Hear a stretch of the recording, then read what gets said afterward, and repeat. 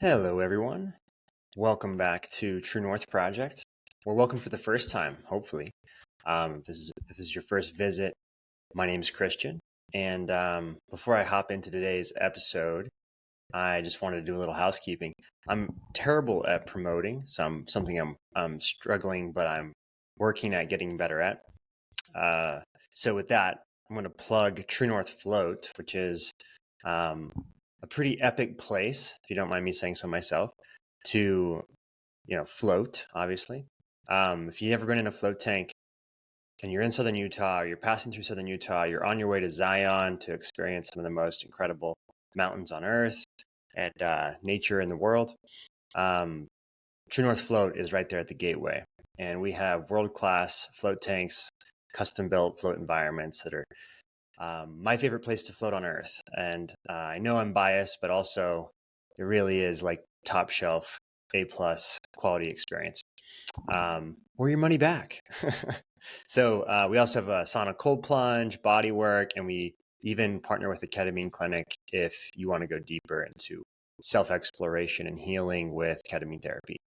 So that all being said, True North is running our biggest promotion of the year. Every summer we do a solstice through Independence Day summer sale. So huge savings right now. You can get 25% off of everything, including our already discounted packages. So hurry fast, because there's only a couple of days left and everything's going away and then the sale's temporary. Yeah, no, there's like a week left. Anyways, yeah, so check out True North Float. And my guest today is also a Southern Utah native or local. Her name is Angel Lynn, and she's the author of Cellular Evolution, A Mormon Woman's Transcendent Journey to Love. Angel's also the founder of Yin on Fire, or co-founder, I believe, of Yin on Fire, which is a sacred space of refuge for the evolution of peace. It's a 4-day festival held in beautiful southern Utah. So if you're going to be there around that area of the world this September, highly recommend checking it out and getting a ticket. It's a 4-day event. We got some incredible music and an awesome lineup this year. Dirt Wire, Deadova, The Human Experience, a few other really epic names, Gone Beyond, I think. And True North Float's going to be there sponsoring what we hope will be an epic art sanctuary. We're going to be partnering with our friends over at Art Drop to provide some visionary art for the festival. And so in this conversation with Angel, which happened to be in person, which I'm super grateful and stoked about, we're able to drop in over at True North in our Zen room while I was passing through St. George. And in this conversation, we explore her Mormon story and her kind of spiritual journey. She says graduating from Mormonism, and both of our sort of search for God and for truth, transcending old stories and the gatekeepers of knowledge, and also the rise and reunion of the divine feminine, which is what we finish up on, which is Yin on Fire. It's all about the rise of the divine feminine. It's a wellness, music, and art festival. Cool. So if you're into the vibe here at True North, be sure to subscribe for any new podcasts, posts, and all the other musings. Substack is the best place to follow along. It's also, in my opinion, the best platform of all of the social media behemoths. Substack actually seems to be the place that hasn't had the full tragedy of the commons play out yet. And a lot of really cool, interesting stuff going on in Substack, intellectuals and writers. And it's a cool emerging wisdom commons space as far as I can tell. And it's the best place to support. Also, if you want to check out any of us or check us out on any of the other platforms, just go to truenorthproject.com and you'll see links to all those, whether it's YouTube, Spotify, Apple, all those things. As always, thank you so much for your attention, for your support, and stay curious. Much love.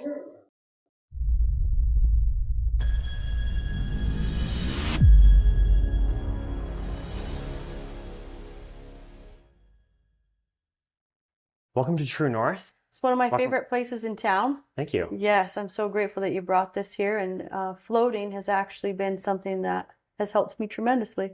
So I just want to say thanks to you. It was a totally new experience, and yet it was where I found peace for the first time in decades. Wow. to float. And it's actually taught me a lot about letting go. To come in here and float has physically taught me how to let go. So once I felt that sensation by coming in and floating here, I'm able to go back to it mentally a lot. When I feel weighted down, I know I'm holding on to a thought that's heavy, and I want to feel the sensation. Just like when I get in the water to float, I tell myself to let go, right? You let your legs come up, you let yourself surrender. And it's those principles that allow me mentally to return again and again because of the physical experience.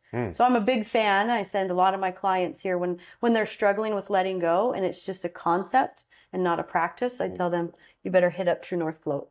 Well, thank you for those kind words. Thank you for sending people our way. Thank you for coming in and floating yourself. Well, I should have said welcome back to True North, not welcome here for the first time. So Angel, I want to learn. Well, first I want to say, before we get too far into it, and I didn't ask you before we started, do you have a time restraint hard stop? 3:45. Okay, cool. Yeah. So I'd love to tell your story and get to know more of your story. And I think that we're gonna find that there's probably some interesting parallels between our stories. And I've been reading your book, this book, Cellular Evolution, right? Yes. Which is I like the word cellular. Thank you. A Mormon woman's transcendent journey to love. So that's a powerful subtitle. And I want to talk about that journey to love and transcendence, but in the spirit of dialogos. So what I mean by that, are you familiar with that terminology? Okay, so the Greek word logos is kind of synonymous with truth. Okay. And it's kind of the idea of the living word, or maybe the word of God, or the living sort of logos, the truth that's emerging. And I say living because it's not something that's just like in a canon or a document or whatever. It's like those would be the things trying to encapsulate the living truth, right? That But there's this other thing that you're writing about in your book too, where it's like a gnosis. It's like a direct experience of feeling, a knowledge or a gnosis of truth. And so dialogos would be the co-exploration of that truth, right? So us dropping into a space together where we're both open to exploring new truth, right? Emergent truth. Yeah. And what I mean by open to exploring is that I hope to find areas where I'm expanded and I learn and I'm found to be, where I might even expose my own ignorance, right? Yes. And that would actually be a win for me, because then I could actually be more enlightened or more expanded or more illuminated, right? So the intention for this and my mantra for this would be that we can sort of open up a container for dialogos. Beautiful. So thank you for being here. Thank you. Yeah. So my first question for you is, can you explain Mormonism to me?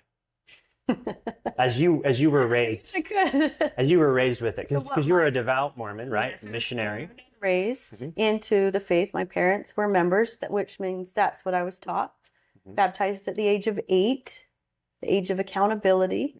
I attended every week. We were very active members. That's what we were called, as active. We went every week. I mean, we did not go camping on the weekends. We didn't skip church to go to the lake. We were there every Sunday my entire life. And at age 21, I served a full-time 18-month mission to Spain.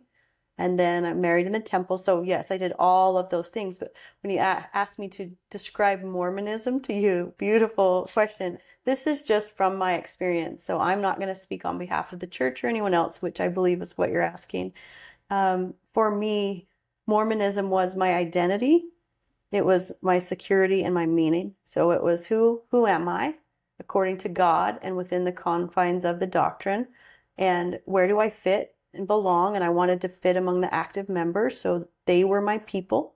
Even at school, being raised in southern Utah, I remember that 95% of my high school were all Mormons at that time.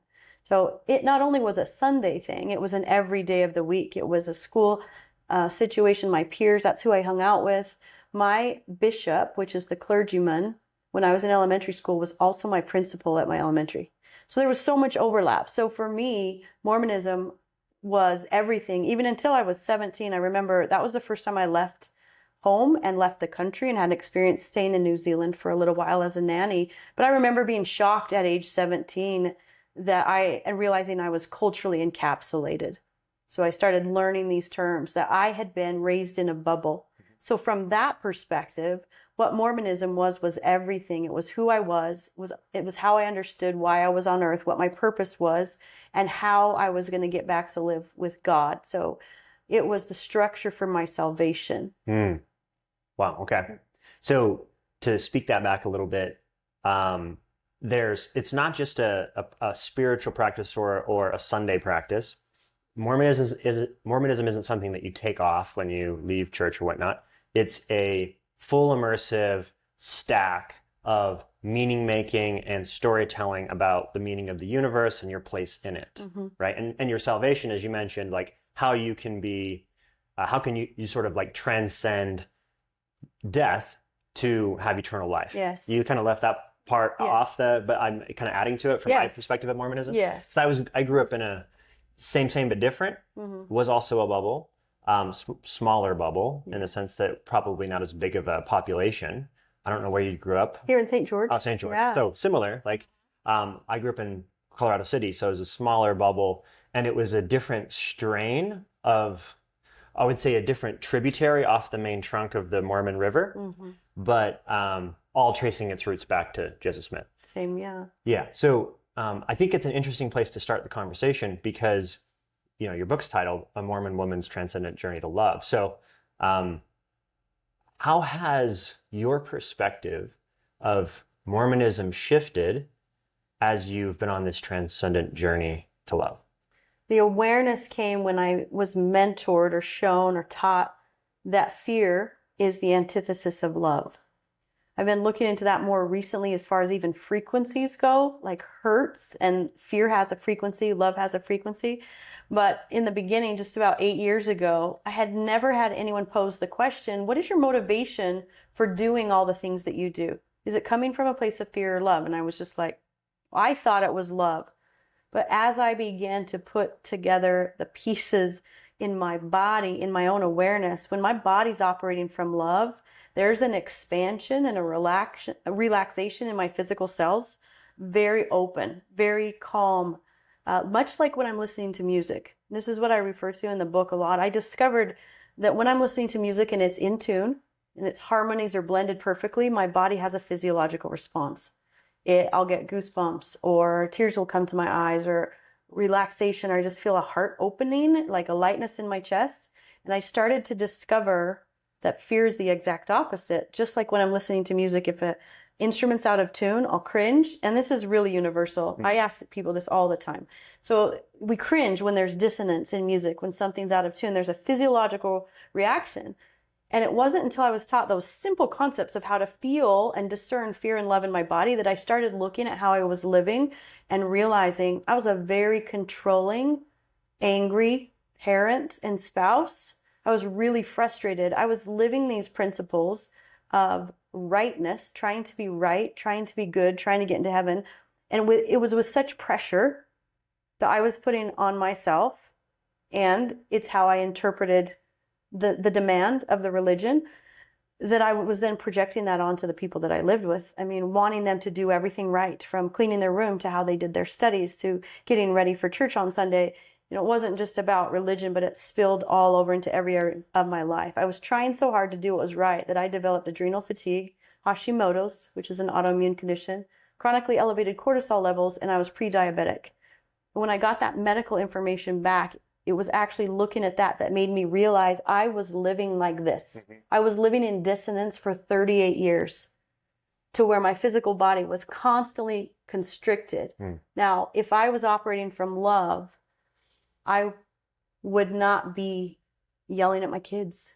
I would not be condescending and cutting to my husband. I would not be constantly frustrated. I would not be looking at myself in the mirror and saying, you're not enough.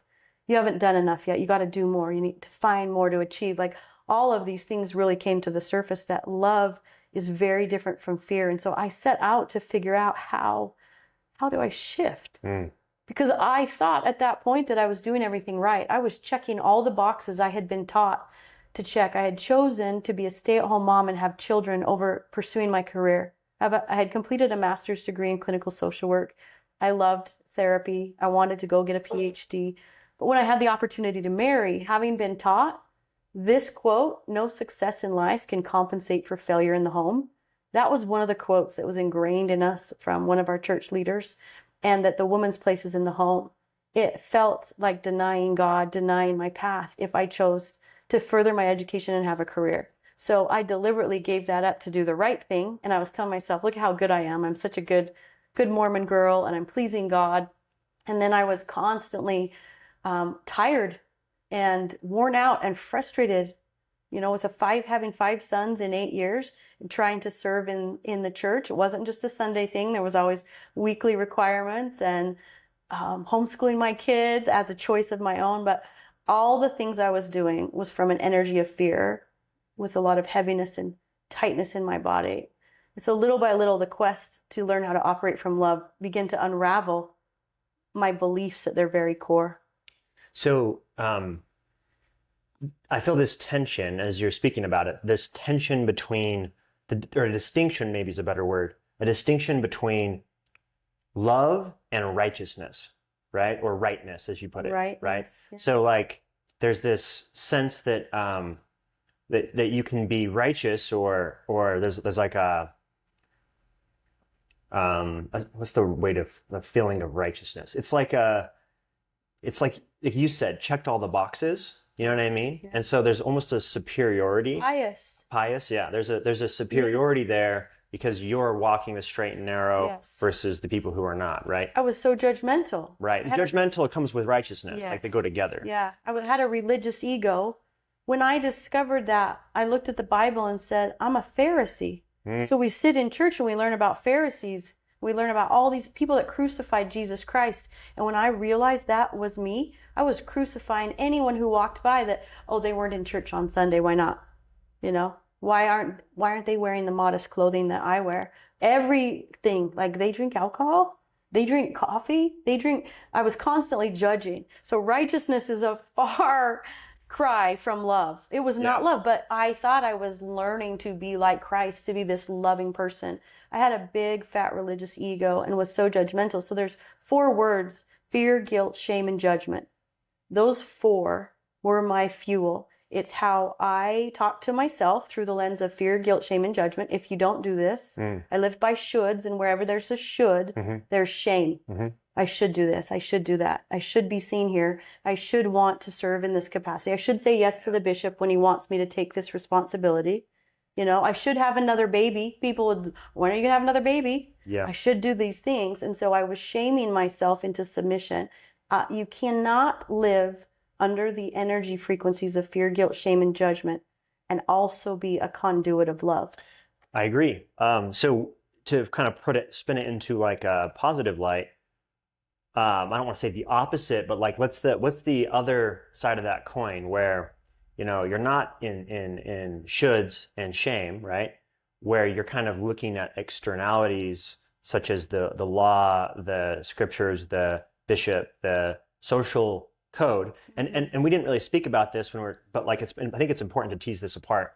And also remind me, there's an open thread I want to come back to about Jesus. Yes. But we'll put a pin in that for now. So, but there's this idea that, it's not really an idea, it's hardwired in our biology, which is that we're tribal primates, right? We evolved around fires in tribes for thousands of human generations. And most of humans' history is unwritten history. It's prehistory, right? Most of our species history is actually just us cooperating in tribes, fighting other tribes and whatever, but still developing deep evolutionary drivers for sociality, right? And for belonging. Thank you. Yes. And so Mormonism is not just a theology, and just like Catholicism isn't, any ism, they're not just theologies, they're a cult of belonging. They're a tribe, right? It's a culture. Cult meaning culture, yes, right? Absolutely. So cult's just the root of culture. Yeah. And cult meaning coming from cultus, which means to worship. So it's like, what does this culture hold as sacred? What does this culture worship? that would be the cult of the culture. And that would be Mormonism in this case. So it was also what I was part of, but a different flavor of that cult. So a subcult of that cult, right? A subculture of Mormonism, a fundamentalist subculture. But it's same, because I grew up in an environment where it's not just, do you agree with this theology? It's, do you want to belong to this community? And this community happens to be, like you said, 95% of the humans that you can actually even access, right? That's like everyone around you is part of the community. Are you in or you out? Right. And you're like, well, being out looks pretty scary, right? So there's this. And the people you love are in. So, it wasn't until I was 38 that I started to even ask questions. Right. Before that, it was absolutely everything to me. All the people who I thought cared about me, family, neighbors that had known me my whole life. I lived in the same house my whole life. So all the nice old people on the street, they were all part of our church. And they had loved me and cared for me and served me. And so I trusted them and wanted to belong to the group. I love the people. Yeah, of course. And that's beautiful to have tribal, not just tribal love, but just love in general between not just human beings, but beings in general. So, it's not that you don't want to deny that cohesion of community and whatnot. That's actually a very beautiful thing. And that's something that I value about my upbringing tremendously, right? Being having left since then and lived in faraway places and known the alienation of the world, because we live in a profoundly alienated society where there's a breakdown in the tribal cohesion, right? And there isn't that collective field of value that people can say, yes, we stand together as brothers and sisters in, say, Jesus or whatever it is. That exists to a certain degree still, but it requires oftentimes the compromisation of that deep, deep seeking of truth, right? Because there comes a time where you hit the wall where the questions don't have answers and then you have to stop asking, right? And that's problematic.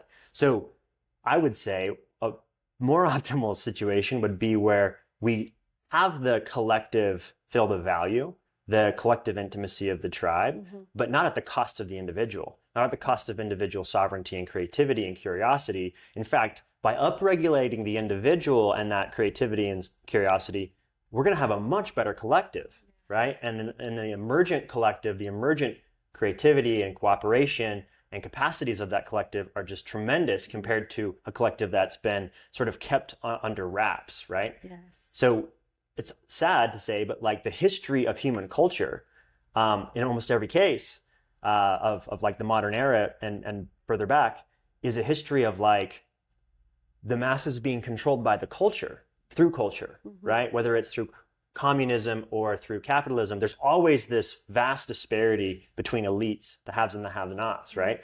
And you have to ask the question, like, who's winning from this game, right? And I don't want to make this too like wide and esoteric, but to bring it back down to St. George, right? Or to Mormonism, to Utah, to our stories. You can't divorce the need of tribal primates, aka humans, to belong. That's like a deep, deep need, right? Because it was immediately tied to our survival. If you don't belong and you're excommunicated from the tribe, you starve to death. So that is existential. So that's why you have an existential crisis when you are ousted from your community, even if it's just a theological ousting or excommunication or faith crisis or however you want to call it, right? That's not different from like your existential survival on the level of your biology. You're feeling that the same way. And so it's a very hard process. And unfortunately, there's a lot of suicide and there's a lot of like negative externalities from people going through that tough transition. So I love to see people like yourself who seem to be trying to create with your book, with your work, with this festival that we're going to talk about. You're trying to build, and I'm not trying to put words in your mouth, but it seems to me as if you're trying to build a bridge for people to go on this transcendent journey into love or return journey back to it, because it feels like a coming home, right? Absolutely. And getting through that sort of gap or that chasm of oftentimes existential dread, nihilism, despair, suicidality, self-worth issues, just the lack of belonging. And it's heightened in different contexts. I read a statistic that the suicide rate out in Colorado City is like double the national average in that period of time after Warren Jeff's reign, So there's, it can be a real catastrophe. Yeah, right? crisis. Yeah. You're going through a catastrophe. So, and I know you've been going through your own journey. So, like, what was that? I don't want to call it a catastrophe. I don't want to put words in your mouth, but what was that journey like for you having, I'll just ask it this way. Where do you stand now with the relationship to that, say, Mormon tribe? I feel like I've graduated. So, similar to different educational pursuits that I went through, I graduated high school, I graduated college, and you learn while you're in that institution, and when you've completed the curriculum, then you graduate and move on. And so I've graduated from my activity in the church. I'm grateful for so much. I don't have regrets on my upbringing. It's fantastic. And just like you said, there was the word sovereignty, creativity, and there was a third word. Started with a C. Curiosity. Yes. When you said the word sovereignty, creativity, and curiosity, I thought, ooh, that is exactly the realm that I moved into in 2016. Is I began to ask questions directly of source. I began to seek after a source of truth that was not an external voice of authority. So that was the pivot, because at that time, my external voice of authority was my husband, who was also a priesthood leader in the church. And I got a phone call, there was a warrant out for his arrest. So in that moment, that relationship of trust was broken. And I thought, if I can't go to him to tell me, what do I do next? How do I live my life? I had been looking to external voices of authority to dictate every aspect of my being, what I believed, how I acted, where I was on Sunday, what I wore, like everything was dictated by a right way that supposedly came from God, but it came through man to me. So then in that moment, there was just that question, well, if I can't trust him, why would I be able to trust any other mortal inherently? Like, why am I outsourcing my trust? And I remember just walking into my bedroom, just having this moment like, what's in here?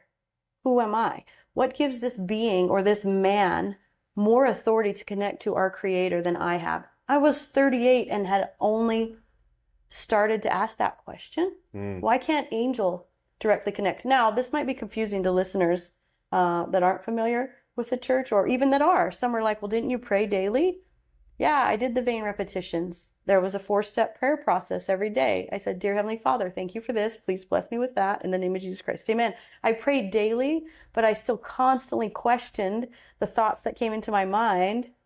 I didn't know how to receive inspiration. I thought I did, but I'll share that pivot. But I would always go back to, what does the doctrine say? What does this say? What did someone else say? And so I had that wrestle going on, and I didn't realize that I was systematically dismissing the voice of truth because it didn't align. So when you talk again about current truth or living truth, everything lights up in me because I had to learn to listen and breathe and receive, and with courage, act on the living truth of what is true for Angel in this moment, even if it's not what my neighbor would have done last week in the same situation.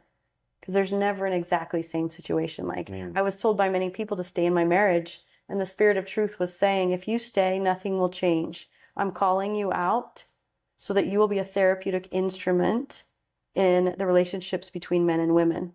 And that was a shock to me. That thought came to me, and it conflicted with everything I was taught. I was taught you get married for time and all eternity. You endure to the end, you support your husband, and your husband is how you get into heaven. So even in that one thought, it was like, do I have the faith and the courage to trust that something is talking to Angel directly and telling me to take a different path than what I've been programmed to take? And so I wrestled a lot with losing that belonging that you talked about, that if I start listening to this voice, which I went in my room, I said, what do I do? The moment I found out there was a warrant out for my husband's arrest, I said, Angel, soul, girl inside, I'm talking to you. I want to hear your voice. And if there's a God in that moment, I said, if there is a God, take me to the God, the Creator. And that's when the thought came that said, put chicken in the crock pot. That was the weirdest thing. I'm going through a great crisis, a marital problem, and that thought came in. That seemed to my mortal mind to have nothing to do with anything. And in that instant, I went, you have dismissed inspiration. You've asked God questions your whole life, and you've kicked him out. Just like this thought. It comes into your mind, and it doesn't make sense. So you push it out, and you keep praying until the thought aligns with the indoctrination that's already there. So looking for a confirmation bias, right? So I was like, what would happen if I just listened? So I walked into the kitchen and put chicken in the crock pot. And in that moment realized I have 5 kids that need to eat dinner and they don't know what's happening behind the scenes. And I'm in shock. It was perfect inspiration. So I began to just ask questions and listen, even if it contradicted what the manuals or the scriptures or my leaders had said. But day by day, I would have to pump myself up because I knew I'm going to offend people. I'm going to be labeled as having been led astray. I'm going to be seen as rebellious or defiant, or she lost her testimony. So I wrestled with that fear of losing the belonging. And as I would pause and I would take that question inward and upward, that's what I call it. I go inward to my spirit and I ask to be taken into the throne room of God. And I would say, I'm afraid to lose the belonging. And thoughts would come that just were so calming.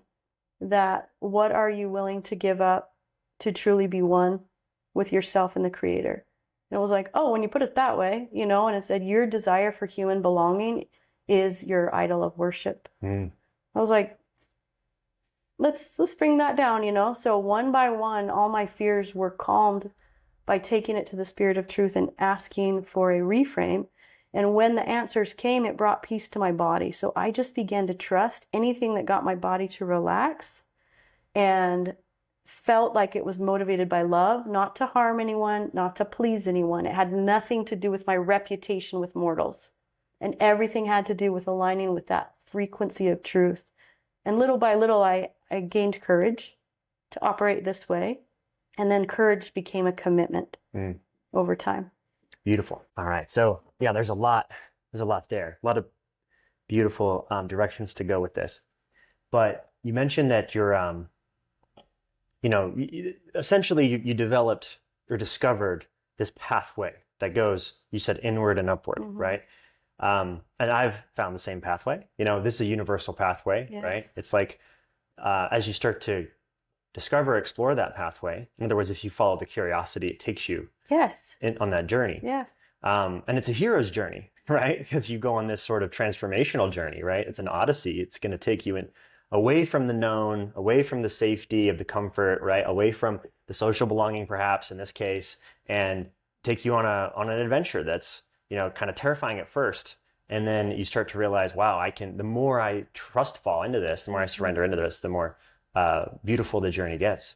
But that journey has taken you into this place of, you said, kind of navigating the dynamic between masculine and feminine, between relationships between males and female, right?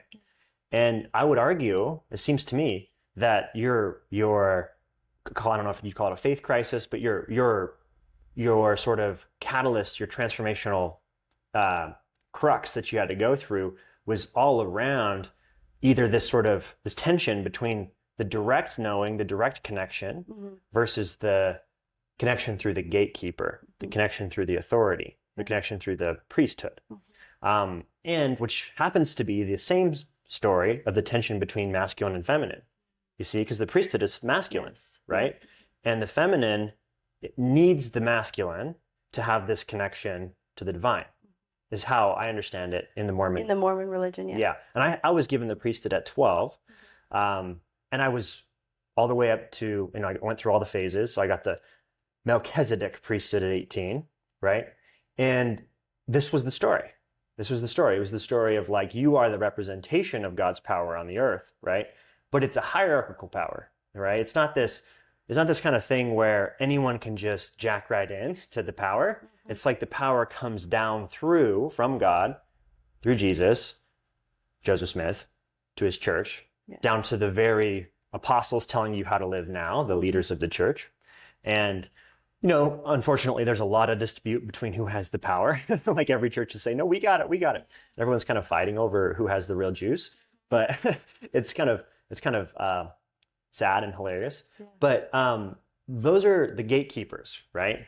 And are you familiar with the Gospel of Thomas? No. So, slight tangent, but I'll bring it back. The Gospel of Thomas, so Thomas was one of Jesus' disciples. But you never heard about the Gospel of Thomas because it wasn't in the canonical Bible. Because the Gospel of Thomas, as most people don't know this, but the early Christian history is very interesting and very mysterious because we don't actually know that much about it because, I mean, it got shrouded in mystery because there was a very diverse panoply of Christian sects and Christian cultures that were all different lineages from the different disciples and it kind of fractured in different ways. There were two main camps. The sort of Jewish camp that was led by Peter and James, brother of Jesus was just James. And then there was Paul, who actually never met Jesus and became a Christian like 10 or 20 years after Jesus died. So there's these very different Christian camps, and they actually were at odds with each other to the point where like Paul they almost killed him in Jerusalem, and the Roman soldiers saved him because they mistook him for someone else that they were looking for. So he like coincidentally got his life saved. The whole point with all of that is to say, we think of Christianity as this like monoculture almost. Just pure. Yeah, this pure story came from Jesus. His disciples gave it through the ages, down the church history. We have this divinely inspired text, right? And it tells us the full story. Well, what's interesting is 2,000 years later, now we have a bunch of other interesting clues that tell us that the story was not at all what we thought, in the sense that there was another side of the story. And the Gospel of Thomas is one of these that were found there was an archaeological find at Nag Hammadi in Egypt, where in the 1940s, they discovered these pots buried in the hills. And these pots contain these codices of all of these ancient Gnostic Christian scriptures. Gnostic meaning gnosis, meaning direct experience, direct knowledge. There was an entire other school of Christian thought that was like, no, it's not about the church or the priesthood. It's about direct, plugging in directly, right? And also, they had their whole entire different mythology, right? So I'm not saying one was right, one was wrong, but it was so different. Right? It was so different that the Gnostics were deemed heretical, and all of their books were, as soon as the Christian orthodoxy got the Roman Empire behind it, the power of Rome behind it, they eradicated the heretics. So all the heretics' books were burned, and the leaders were burned, or they had to go into hiding. And so Gospel of Thomas is one of these gospels, lost gospels, that was found in Egypt that we can now read in English, and we know what these other Christians thought based on their scriptures that were not included in the canonical Bible. And one of the interesting things about the Gospel of Thomas is this dynamic between the gatekeepers, this idea of the gatekeepers. And it's interesting about the Gospel of Thomas is it's not a gospel that just tells a narrative of Jesus's life. It's a sayings gospel. And all it is Jesus said this, Jesus said this, Jesus said this. There's 114 sayings. One of the sayings is something along the lines of like, the Pharisees and scribes have stolen the keys of knowledge. They have kept you from it. They have not entered themselves, and they have kept you from entering. And he's referring to entering the kingdom, right? And so this is how they thought. They thought that like actually these gatekeepers, this priesthood, these Pharisees, these scribes, these people who were saying the truth is here in this book, right? Versus saying the logos is living, and where two or more of you are gathered in my name, there I will be also. Like, and seek and you shall find, right? Those types of statements about like the living logos, the living truth. They're actually gatekeepers preventing that from happening, and that's actually still the case now. There's this power, there's this authority, quote unquote, that that's holding women out of their power. I not just women, people in general out of sovereignty, but specifically women. And this story goes all the way back to the beginning of our cultural mythology, which starts in Genesis 1, which is a story about the origin of woman, the origin of man, and the origin of woman from man, right? As a helpmate, as a rib that's been kind of pulled from Adam, and as the deceiver as well, as the one who's sort of responsible for the fall from grace. And so we're kind of from the very beginning of our mythology as a culture, even now, even though this isn't, you'd think this is crazy, we're in Utah 2,000 years after the time of Jesus, or 2,500 years or 3,000 years after this was written in the Torah, the Jewish Hebrew Bible, right? Yeah.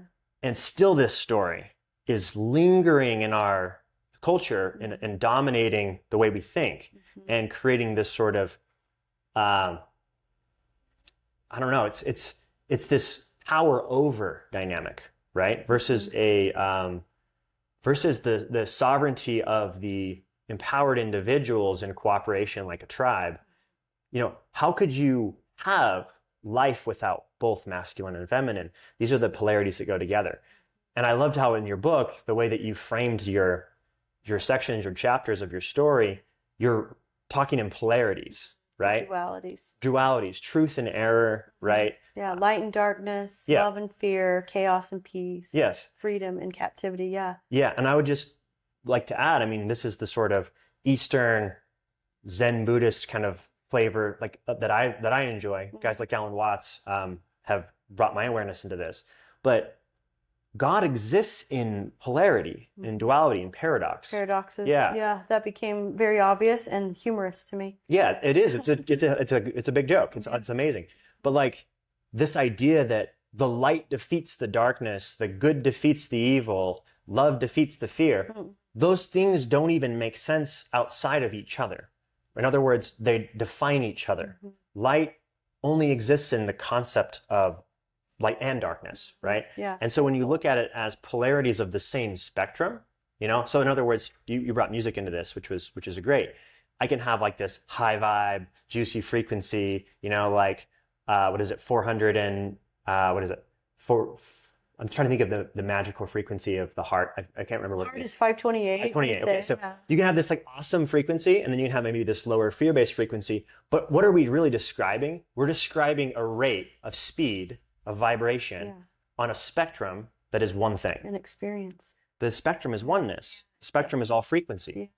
So how could God be outside of all of it? Yes.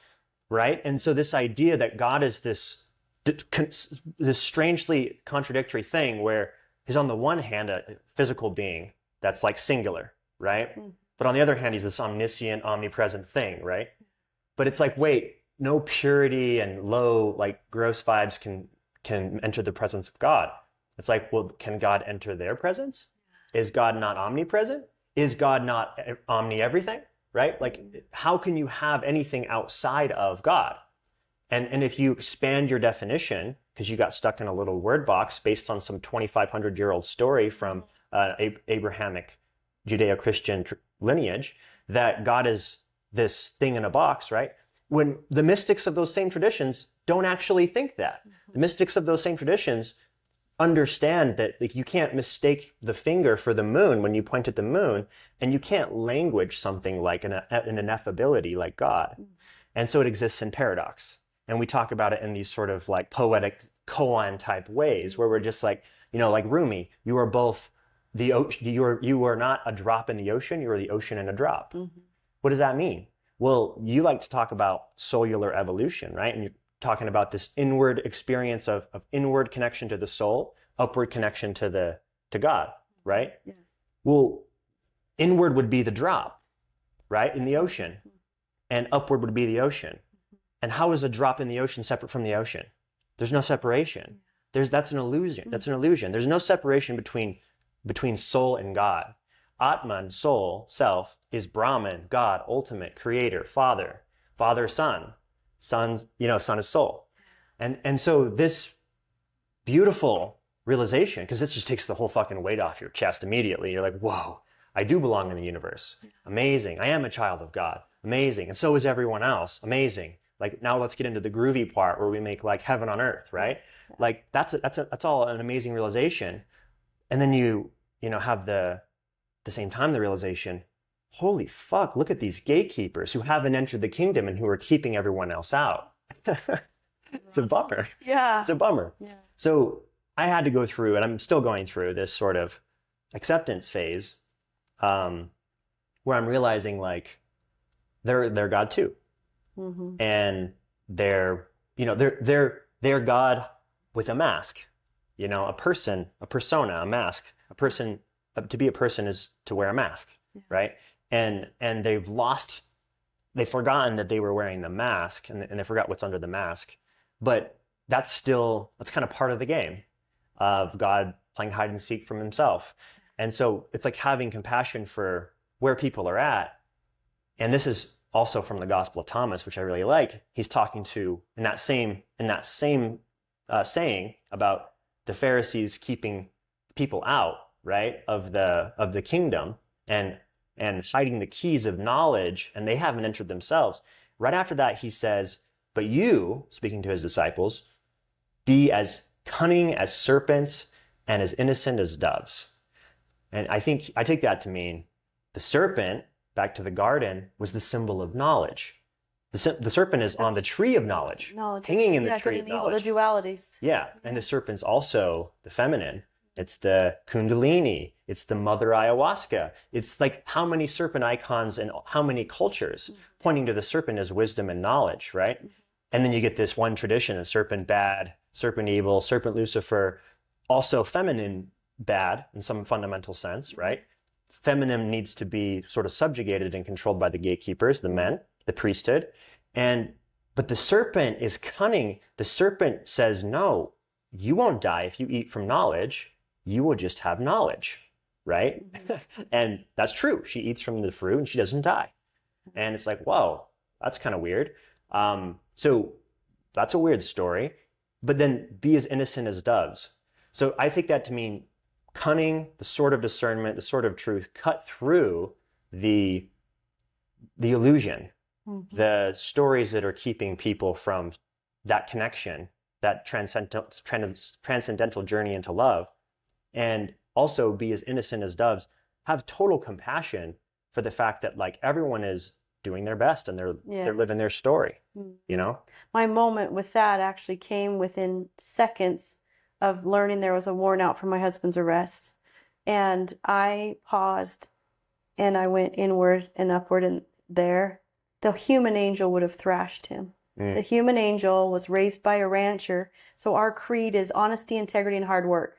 So if you are dishonest and you have broken the law, to the human angel, that's a reason to judge him and to condemn and to harm him.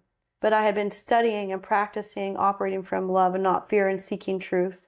And in that moment, I paused, realizing that fire was coming. The female ego is like a fire-breathing dragon, and we can say things that cut people, and especially men, to the core.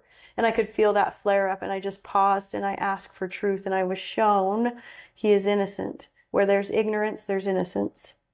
And there were little steps mentors had put in place up until that moment, but it had never been embodied in every cell until right then, when I felt like I wanted to draw the sword of my words out and slay him. And I paused to double check. Is this true? Is my opinion and perspective true? And I could see where he didn't know. And then it just showed me every person in the moment is doing the best they can with what they know, plus what they feel right now, plus what they fear. So even if you knew something yesterday, if I put you in a pressured experience today, how you act right now is going to change. Do you know what I mean? So we can't judge people for, he should have known better. He was a church leader. He shouldn't have broken the law, things like that. When the Spirit showed me the whole context of his experience, I could just see his innocence. Oh, I understand why he did what he did. So my first words to him were, I have nothing but compassion for you. And he said, I did not expect you to say that. And I said, you and me both. And like I laughed out loud. Like that wasn't the angel I had been all of my life. And so the innocence piece, that's how I feel about everyone. When you talk about these gatekeepers, I see that ignorance is just a lack of understanding, and they are operating innocently.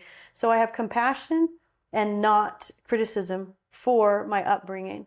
And the duality pieces, even when I read, sometimes I'll pick up the book and read, and I kind of like it because it's a former version of me. So what this book represents was a process where I had to become very aware of duality in order to transcend it, to come to that place of, oh, it's all one. But I had to at first see fear and love, light and dark, but to look at the duality without judgment, kind of like it just is, just is. You know, this is the way Christian believes. It just is his belief, instead of like, that's different from how I was taught, you're wrong. So I stopped judging and began to observe, and in playing with duality, then began to find the wholeness in it, like it's all sacred. And that's how I chose to pivot away from having to live a life that was dictated step by step. There was this ladder, figuratively speaking, of how to get to the celestial kingdom. Mm-hmm. It was steps, and oftentimes a scripture quoted was, "Straight is the gate and narrow is the way," Yep. right? That leads to life eternal. So I took that inward and was like, if I don't do these steps like I was told, what if I don't go to church on Sunday? What if I, divorce my husband? What if I break these commandments? I'm not going to make it to heaven. And the Spirit of Truth said to me, Angel, that's your modern day Tower of Babel. So the Tower of Babel is a story in the Bible where the people built a tower because they thought the higher it got, the closer they could climb to heaven and God. So when that thought came to me, Angel, your check boxes of trying so hard to be righteous, that's your modern day Tower of Babel. And then more, I took it in, okay, but it's this straight and narrow gate. And the Spirit said to me, that straightness is not that there's this perfect path of ordinances and rituals and rites of passage that you have to live. It's that you pause and look at everything you're doing. Is it coming from a place of love, or is it coming from fear, guilt, shame, and judgment? Because you can be doing all the right things, but it's coming from, look at me, I'm here to be seen, look at how righteous I am, I'm better than you, or I'm afraid of who I'd be if I didn't do it. So if you're motivated by that, you are not in the straight and narrow path. It's a simple path of check in. Am I doing this from a place of love or not? And then bringing that around, it allowed me to just simply have experiences. Like I am able to choose in, like I want to have this experience so that I can see all of it, like all sides of it. I used to not choose into experiences because I was afraid it made me bad. Like I wouldn't drink coffee because people who drink coffee are bad. I wouldn't get a tattoo. I wouldn't wear a sleeveless dress because that was bad and that was immodest. There are lots of things that I didn't do because I was taught that it would make me bad. It would make me a sinner. And I started to realize I can actually ask Spirit, is this calling to me? Is this something I need to experience for myself? And then choosing into those experiences and seeing it's not good, bad, right, or wrong. It just is. And can you love yourself through it? So I feel like every moment in my life now is an opportunity to love myself bigger. And as I do, I have more and more love and compassion to give others. And that all of those little tenets, they dropped into place, I guess, to create an entire paradigm shift. I can live from a space of love instead of fear and shame. And then it was like, psh, it's so easy to be Christ-like. Prior to that, it was always a wrestle. I never felt like I was good enough. I never felt like I was perfect like him. And we'd be told, be Christ-like. And then on the other hand, but no one was ever as great as Christ. He's the only perfect person to ever walk the earth. So how do you hit that target if you're constantly reminded, but you're a sinner? So that all just went away when I realized that love, I can really feel in my being and in my mind if my thoughts are resonating on the frequency of love or if they're coming from another source. And it's just liberating. And the whole idea of sovereignty, creativity, and curiosity feels like my soul stepped into the driver's seat of my life and began to navigate this journey. And I'd been programmed to push her down. And because I was ignoring my soul's voice, my divine feminine, I believe we all have the masculine and feminine energies in us, but I was programmed to become highly, highly masculine, taking notes from those gatekeepers in my life. So I was really, really out of balance and out of touch with the part of me that most easily resonates with love. And now that I feel like bringing that into balance within me has allowed me to have healthy relationships. I now have a beautiful marriage, a second marriage that I understand so much more, that sacred partnership. Whereas before I was mimicking the oppression that I felt as a woman in a patriarchal society. I had a lot of animosity towards my husband, and I didn't realize it at the time. But what a destructive element. And now that I coach and counsel with many women, I see that it's pervasive. Women are basically taught, here's what you need to get into heaven. You need a man and you need to have children. But then they're systematically oppressed, quieted, dismissed.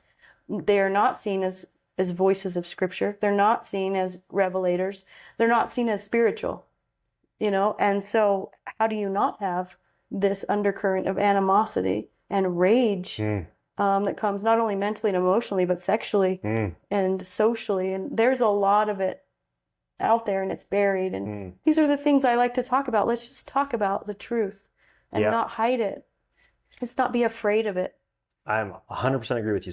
So unfortunately, we're not going to have enough time to go into the weeds on this, which is there's a whole thread here that I think is super important that I feel like is really alive for both of us right now, and it's this conversation between around the feminine and the masculine feminine dynamic, the oppression of the feminine, the pent up ocean of suffering and rage, and the distrust between masculine and feminine. And the great wound of our time. I mean, I would say that this is the fundamental wound, right? Not just between individuals that you're speaking about, but like when you have this rift, this massive schism between masculine and feminine, as far as I can tell, it results in an ecological crisis and the masculine domination of nature, which leads to a race to the bottom, which is what we're trapped in, that race to the bottom right now.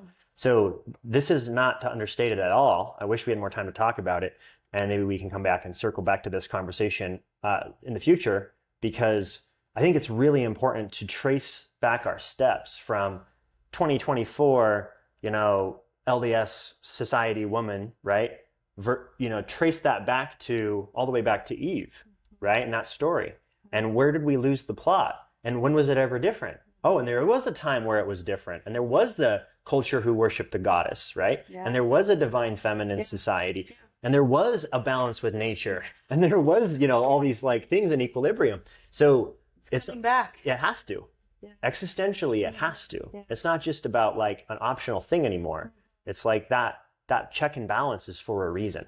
And God exists in polarity and paradox, and God is both masculine and feminine. God got us, as far as I'm concerned. Yes. Yeah. And if we don't talk about one, but you constantly tell the women to believe in it, like we're missing a huge piece. Yes. Coming home to my soul and my connection to my goddess energy, it didn't put me above men. There's nothing to fear. I have gained the deepest love and respect for all men, and men close to me, but I can have and have had moments with total strangers when I can look at them and ask my soul, who is this? And perceive the truth about them and speak things to them that bring them to tears. And I missed that energy growing up. I missed out on that. Not only did I not know how to access that, I had that animosity towards men. It was hidden, it was secret. And I'm so grateful to be liberated from that. I'm so grateful to be a part of a collective movement. There is a huge uprising in healing that's calling people to it. It's not us creating or doing anything, it's calling us. And almost 3 years ago, I felt a commission to bring people together through sovereignty, celebrating sovereignty, creativity, which is life force energy, the creation energy, and curiosity. Bring people together in a space where they had permission to be those individuals, in those souls in a process of evolution, and without fear, guilt, shame, and judgment, to support and enjoy and champion each other in those three things that you mentioned. And I asked, what would you have me do? What does this look like? And it said a conscious convention. That was the first word that I wrote down. I have notes on it. And I kept asking questions. Who do I invite? Where will it be? And step by step, as I asked questions, the opportunities showed up. Even having somebody with hundreds of acres of land in southern Utah say, Angel, I have all this land. It's a great venue. If you ever want to do anything, let me know. And I already had these notes on this gathering of humans where we were going to be able to discuss beliefs, ideologies, theologies without fear and judgment, where we could be one, where we could operate in love, where we could connect to nature again and start learning lessons from the land, how to respect it, how to care for it. And little by little, I was shown who to invite in, and together my creative team of 5 of us has blossomed. Now we're in our 2nd year of a festival called Yin on Fire, yin representing the feminine energy of the yin yang symbolism. And it's not just for women. Men and women are invited, and it is to heal both wounded energy in men and women and bring us together as a collective whole. and we celebrate the beauty of our humanness and our divinity, the oneness, across 4 days and 3 nights. This year it's September 19th through the 22nd in Cedar City. It's yinonfire.com for more information. But we have about 100 activities with 85 presenters and additional classes to learn more about healing modalities throughout history. We have everything from holistic medicine practitioners to shamans presenting to various types of yogas. I counted about 6 different types of yogas that will be taught. Breathwork, meditation. There's so many topics. You'd have to go on the website to see 85 different presenters, 3 nights of concerts with conscious music. You got some really cool music coming in this year. Coming in, Dirtwire, Ruby Chase, Ashana, and Gone Beyond, The Human Experience, and Runaway Fire is local. They're amazing. Deadova too, right? Deadova, thank you. Yeah. Yes, please don't let me forget one. But we also carefully select who we bring in. They're not just great musical artists.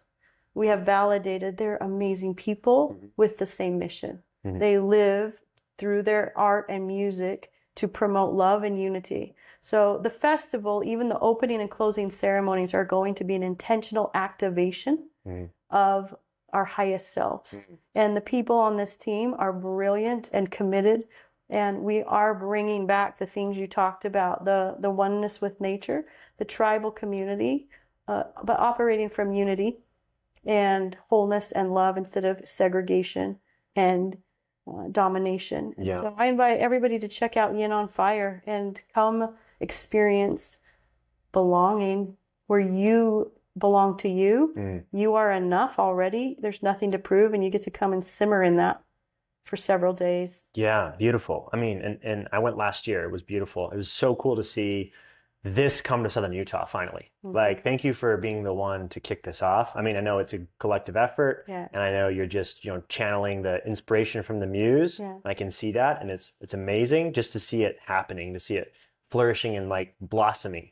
And to the title, Yin on Fire. I love it because Yin is, it's not just for women. Yin Yang is universal. It's the ultimate symbol of the paradoxical duality, polarity, balance, stance of God, of the universe, of cosmos, of all of it. It's the rhythm of on and off, of self and other, of light and dark, as you say. And the yin is that feminine sort of element, right? That come inside and come into the float tank element, right? The float tank's all about yin energy. And so that's really when my journey started back into the yin side of me. And all it does is actually bring the masculine fire side into balance and into actual harmony and thriving. It's not to put it down at all. No. And that's why I love the title On Fire, because masculine. It's the fire energy, the Holy Spirit, the Father and the Mother coming together, the sacred water, the womb of creation, right? And then the holy fire, the spirit that animates creation. These things go together in balance. It's not just, father and where's the women in this scenario, So, but I love what you're doing with Yin, and I'm super stoked. We'll be there this year, hopefully with some really dope art, and some beautiful visionary artists. So I'm really excited to turn up, and hopefully you get an amazing turnout. Certainly encourage anybody to come and check us out in September. And please follow us on Instagram. We are Yin on Fire Festival on Instagram, and then on Facebook, Yin on Fire Event. Beautiful. And we just have so much rolling forth every week. People are coming to us and they have had the same impression. People around Southern Utah, they're like, when did this start? How did this happen? Like, they had essentially had the same vision. And it's amazing to sit with people and like, you're supposed to be on our team. You bring this component, but people had the same vision that I felt commissioned to do. And so I know that we're not creating it, we're just listening. And one of my favorite things I really would love to share, this part of it that just solidified before I even had partners, and it was just an idea. I had an opportunity to talk with a woman named Maria who lives in Costa Rica. She's an American living there, running a program to rehabilitate formerly sex-trafficked children. Wow. And a mutual friend introduced us. And as I was on the phone hearing her mission, how her program has evolved, how she put she sold everything in America to be able to launch this program, and the success that it's had over the last decade, there was a moment in there when Spirit said, tell her that a portion of your proceeds, this festival is to help support this program. And I acted. I didn't even have a festival at the time. I didn't have any money to give her. But with tears coming down my cheek, I said, I promise you, this festival is going to make money and we're going to help support this program and we're going to come down there. Can we come down there and help repair buildings? Can we come down there and mentor your kids? And she said yes. 6 months later, a man named David Hatch came to our meeting. We were looking for a masculine representative to help us plan, keep that balance. He walks in and he says, I'm here to meet you. I hear you're looking for, a CFO or whatever. Before we begin, Angel, can I ask you about your shirt that says Costa Rica? So we happen to just start talking about Costa Rica. He tells me, long story, super short, he just moved a few years ago from Costa Rica to St. George. And he moved down there for work. And when he was moving down there for work, he sat on a plane next to a woman named Maria, who was flying to Costa Rica to start a program to rehabilitate sex-trafficked children. As if that wasn't enough, they got off the plane, parted ways. 11 years later, David facilitated the sale of the land in Costa Rica, which his dying friend had said, sell this land only for a healing purpose. Maria came to buy that land, that ranch, to be the place to heal children. As they're talking, they realize we know each other. That 11 years earlier, they had met. So there, he sits there and he's telling me about Maria, and I tell him about my connection to her 6 months earlier. And he's like, I'm supposed to be part of this festival. And so Saving Hearts Together is the foundation. It's on our website as well, that people can donate, and also a portion of every ticket is going to go to supporting that. Wow. So we are simply answering a call. There's a great movement happening across the world, connecting and collecting all of us. And it's just fun and exciting to be part of the collaboration of just like, what do you want me to do next? Who are you going to bring to my life next? And just watching, it's like a red carpet being laid out in front of us. The Spirit just says, just keep taking a step forward and I will provide the how. You don't have to know how this is going to come about or why. I write about that in my book. I learned to not seek after the how and the why, but keep asking, what would you have me do and where would you have me go? And as long as I stay in that section, what do I do and where do I go? And I act with courage on those answers. The great divine provides the how and the why, and then you're just blown away at the co-creation of miracles. Yeah, synchronicities just start falling out of the sky. Yeah, it's so fun and so energizing. It's literally healed my body from that chronic fatigue and Hashimoto's and those things. Like tuning into truth has been what's healed me physically. Beautiful. Well, thank you so much for your time, for sharing your story, for writing this book, Cellular Evolution. I'm going to finish reading it. This is, I was like powering through it today, and I'm like, this is really cool. And thank you for doing It on Fire, because I really do think that is a milestone. This is like a milestone moment for Southern Utah. And I think that I can see it already, the momentum it's getting and the energy behind it and the answering the call that you guys are putting out there. So beautiful, and True North's happy to support in any way we can. Thank you. Yeah. Appreciate you. Yeah. Thank you so much.